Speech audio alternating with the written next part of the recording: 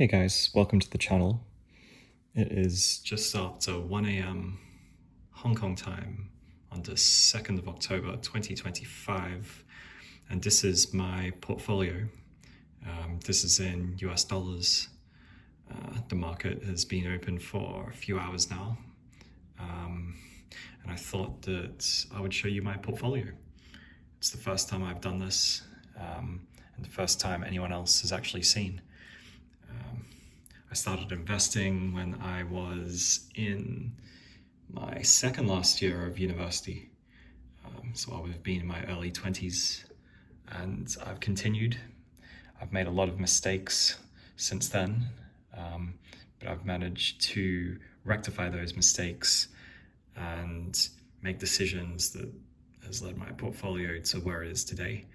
I'm in my early 30s. I live and work in Asia, so I don't have the benefit of kind of US hours. When I want to watch US stocks, I've got to wake up at night, but it also means that I get to kind of trade and buy other stocks from other parts of the world. One thing I want to make clear, guys, is that I do not trade. I will generally hold a position for at least kind of 3 to 6 months.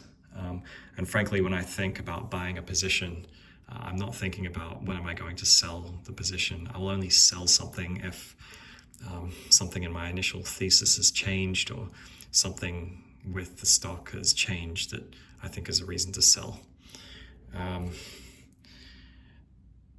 My portfolio is made up of the following companies. This looks a bit intimidating to someone who's not seen kind of Google Finance before, but this is effectively a pictorial way of just setting out what stocks you have in the proportion. So you can see that I've got about half my portfolio is in US ETFs, the Vanguard S&P ETF, NASDAQ 100, Vanguard Total Market ETF, and the Vanguard Total World Stock Index ETF. EWS is another ETF which tracks the Singapore stock market. VWTO tracks the list of 2,000 kind of US small cap companies. Those are my ETFs, and you can see the rest of my portfolio is made up of individual stocks. So it's around just under half. My portfolio is stocks.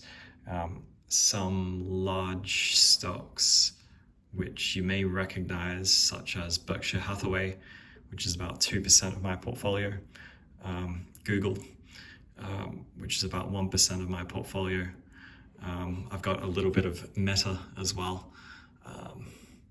And I also have the rest of my portfolio in smaller names, which you probably have not heard of, especially if you're tuning in from the US.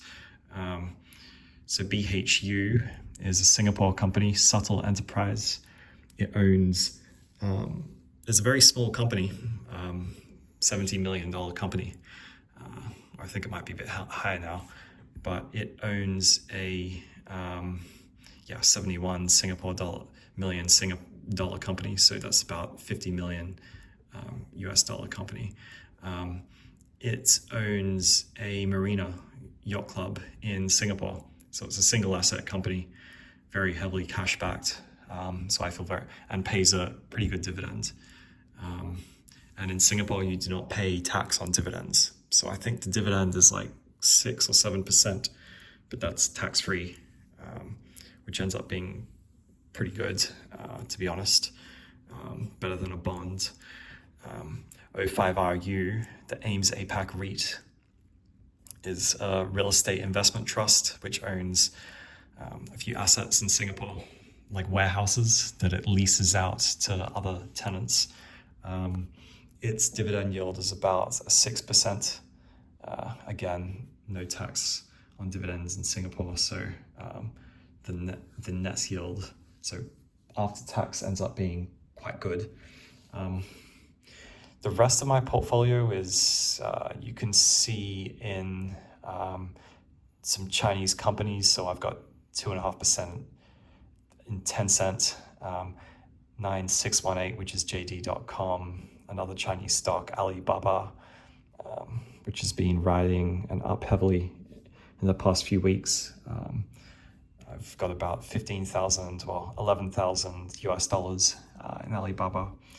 And the other remaining stocks, so probably about a full kind of 20% of my portfolio, maybe a bit less, is in effectively small penny cap names, small cap names that people don't really care about. Well, the market says that people don't care about, but I've done research on these companies and most of them are actually doing quite well over the last sort of 6 months to 1 year. And that is actually the reason that I've started this channel, guys. I want to show you sort of my rationale for buying an investment, how I purchase a stock, what I look for, some unconventional ways that I go kind of in the bonnet of the company to really look at like the management team and what they do, what their background is. Because particularly for these smaller companies, I feel like the individual investor can have a much higher comparative advantage compared to the market. And in fact, that mostly with these companies such as AGC or Cavalier Resources, I mean, this is I think, $25 million company. So not really many brokerage reports on this company, but kind of features almost 2% of my portfolio. So I wanted to create this channel, guys. I'm going to be showing you how I purchase stocks, how if, maybe do a deep dive into anything that people are interested in. But I feel like a lot of share kind of commentary these days is often kind of pitched, or it's just made either more complex than it is, or people kind of pitch ETFs, which is a fine strategy. As you can see, half my portfolio is ETFs. But I feel like no one is really pitching kind of small stocks as much, or showing novice investors that actually you can make some pretty good returns with smaller companies without leverage. I mean, I don't use leverage or debt in my portfolio, but given how small the companies are, you can find some pretty interesting opportunities for things that are effectively cash backed, have a large margin of safety, but have pretty sort of high upside potential.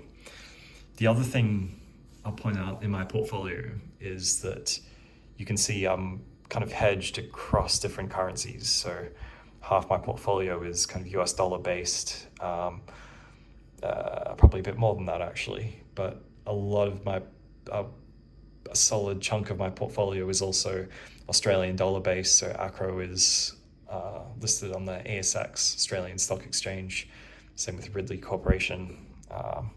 So they're listed on the ASX. As I said, I've got some Singapore exposure, got some gold as well, which I've been topping up on recently. There's some silver in there too.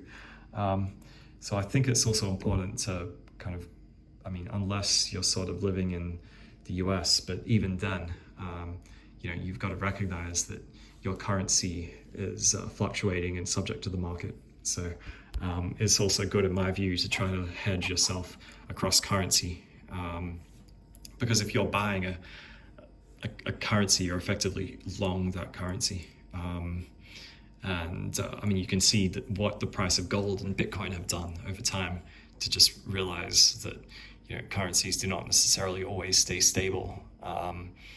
They can rise and fall. And so as a prudent investor, I think it's good to hedge against that as well. Guys, the idea of today's video is just to give you an introduction into my portfolio for you to look at in your own time. I mean, I can show you my positions. I've got no issues in doing that as well. As you can see, I've tried to sort of also limit things to kind of within below 5% total position sizing. one of my mistakes is that I probably did not have more conviction for positions, but we can get to that in later episodes. The other sort of closing point I'll make, in my view, is I always look at, and the reason that I like smaller companies is because they're not really swayed by macroeconomic events too much. Now, what do I mean by that? I mean events such as kind of interest rate moves, economic data.